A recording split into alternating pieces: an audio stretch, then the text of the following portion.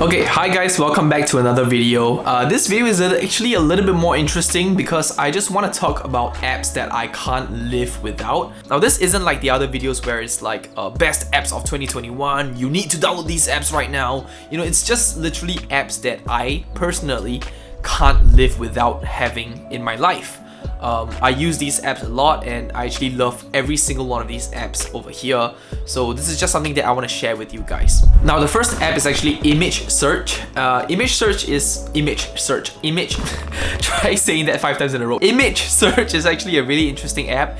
It sort of works like Google Photos, but it's just an alternative, and it basically filters out all the results and presents to you the photos themselves. So you don't actually have to go through all the photos and go through that complicated Google Images sort of view. All you have to do is just type in whatever you want. Let's say chicken. Of course there are ads and we just have to skip those ads and you have chickens, and you swipe through the photos like how you're swiping through Tinder.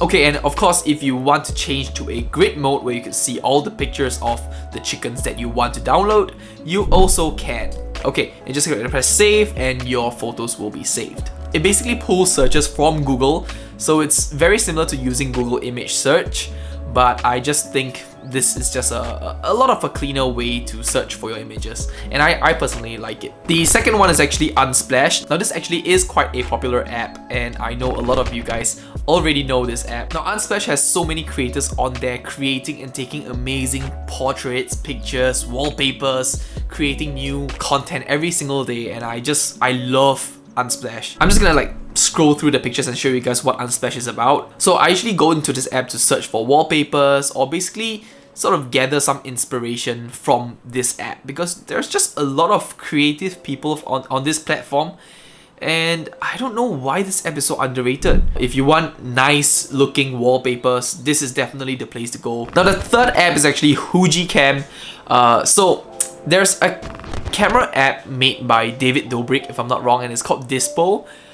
This is sort of like a free version of that. It doesn't have as many functions as Dispo, but it is definitely something that I really love. I've been using this before Dispo was even out, and the good thing about this app is that you don't actually have to wait for the photos to develop like a film camera. You don't actually have to care about that. You just have to go in, shoot, and you have your photos. So let me just demonstrate to you. For some reason, the viewfinder is like that, and if you wanna like get into the full screen mode, you have to put your eye to the viewfinder, and then it goes to the I don't know why. Let me just take a photo of you guys, just like that. The preset that is slapped onto this photo actually does make it look very film-ish. I do like the colors that it brings out, and I actually think the photos that I take look so much more aesthetic with this Huji filter on. I'm just gonna share and show you guys what photos I've taken using this app and using my iPhone XS Max, and you be the judge of that.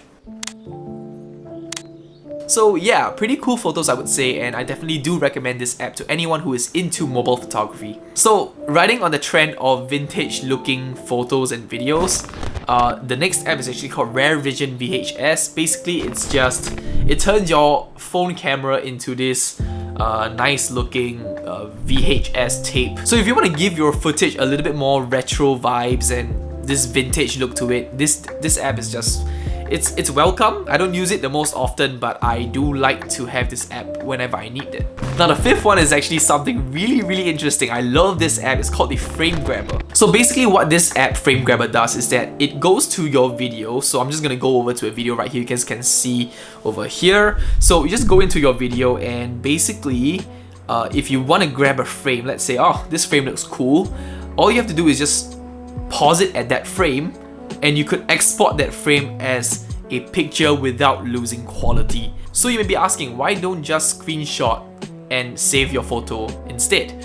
Because when you screenshot, it actually drops the quality of the photo you take on your screen, and it compresses it into a new photo, whereas this one literally grabs a frame and exports it as a JPEG file. So if you ever want to screenshot from a video and have a high resolution photo of that screenshot, this app is a very welcome addition.